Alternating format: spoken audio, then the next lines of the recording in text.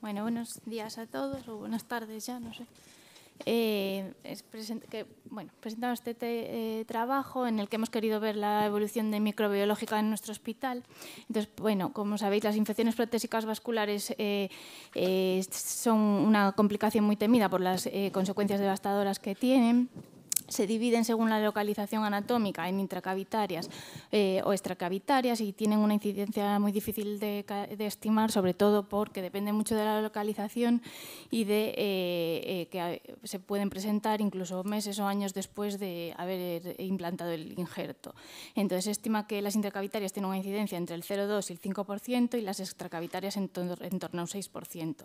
El problema, sobre todo en las intracavitarias, es que se asocian a una elevada mortalidad que está en torno a un 40 o incluso 80%, pudiendo llegar hasta el 100% en el caso de que no se traten.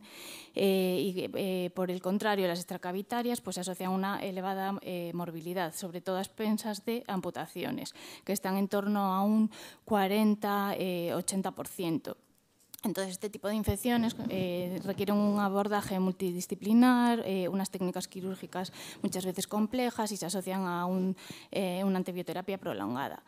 En cuanto a la microbiología, lo que hay de evidencia en la literatura es escasa. Lo que nos dicen las guías de práctica clínica, tanto las americanas como las que son de 2016 como las europeas que son de 2020, es que parece que los microorganismos más frecuentemente aislados son los cocos gram positivos, que, sobre todo los estafilococos coagulase negativos, seguidos de las bacterias gram negativas, que en Estados Unidos, bueno, en América lo que dicen que predomina sobre todo son las pseudomonas, y por último los anaerobios. Y la experiencia que hay, sobre todo a la hora de ver si por diferentes localizaciones cambia la microbiología, es escasa.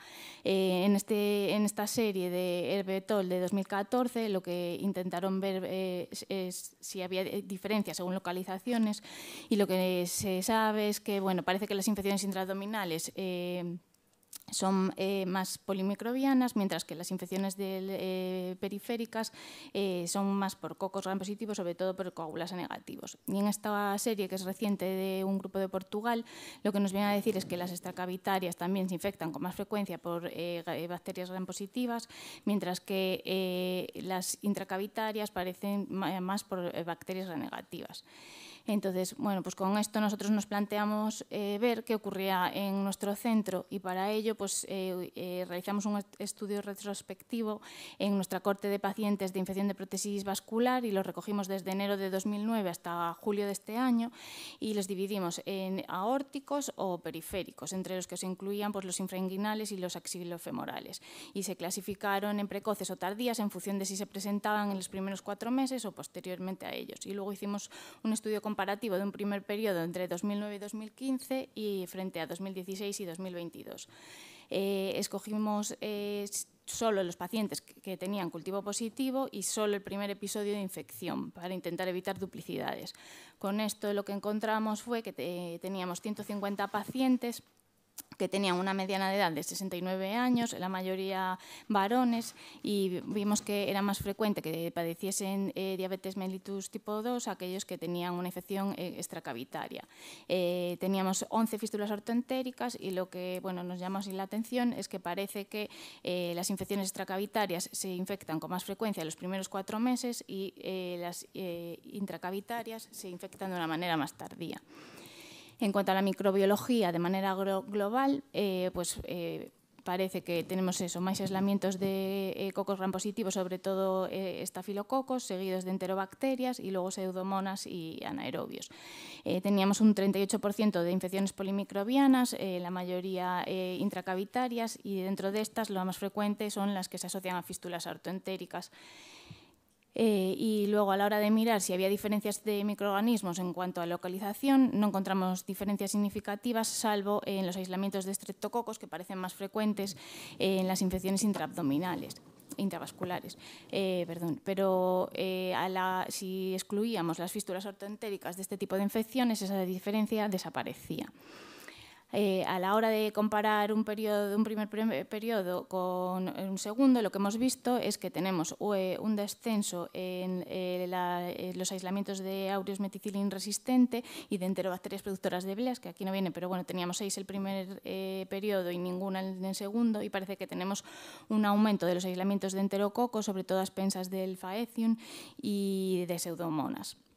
Entonces, bueno, preguntándonos un poco por qué nos podía haber pasado esto, pues valoramos la posibilidad de que fuese pues, una evolución de las técnicas quirúrgicas en las que, bueno, parece que haya disminuido las cirugías abiertas con un aumento de predominancia de técnicas endovasculares, y luego nos planteamos si podía ser pues, una evolución de la flora microbiológica de nuestro hospital. Entonces, para eso bueno, intentamos hacer un símil con los aislamientos que habíamos tenido en sangre, y lo que vimos fue pues, que bueno, parece que sí que tenemos un descenso de los aislamientos de aureus meticilin resistente, parece que quiere haber una tendencia a un aumento de aislamientos de enterococo faecium, y sí que bueno, parece que en las pseudomonas pues, teníamos más aislamientos antes y ahora parece que está estable.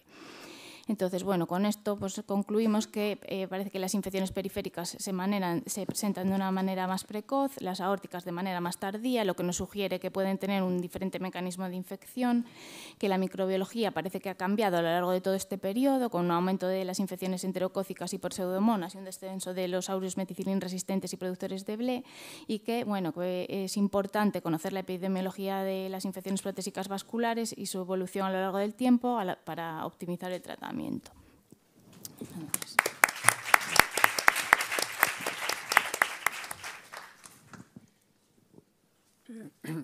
Marta. Enhorabuena por la presentación, Marta Kessler del Gregorio Marañón. ¿Qué porcentaje de vuestros pacientes tenían hemocultivos positivos? De los pacientes con la infección vascular. La verdad que no lo analizamos, no lo miramos ahora para esto. Pero no sé si... Doctor Miró. Felicidades por la presentación y por el estudio tan largo, de una buena serie. Mi pregunta es, ¿habéis visto en los estafilococos coagulasa negativos si ha aumentado la meticilin resistencia a lo largo de estos 15 años? Y luego si habéis tenido enterobacterias productoras de carbapenemasas, o sea, han bajado las bleas, ¿y qué ha ocurrido con las carbapenemasas? O sea, estafilos METIR, coagulasa negativos. Vale, no ha habido ahí un aumento. La verdad es que la gran mayoría de los aislamientos que tenemos son OXA-R, de los coagulasa negativos. Y luego no tenemos casi mucha incidencia de infección por enterobacterias productoras de carbapenemasas. Doctor Mestres.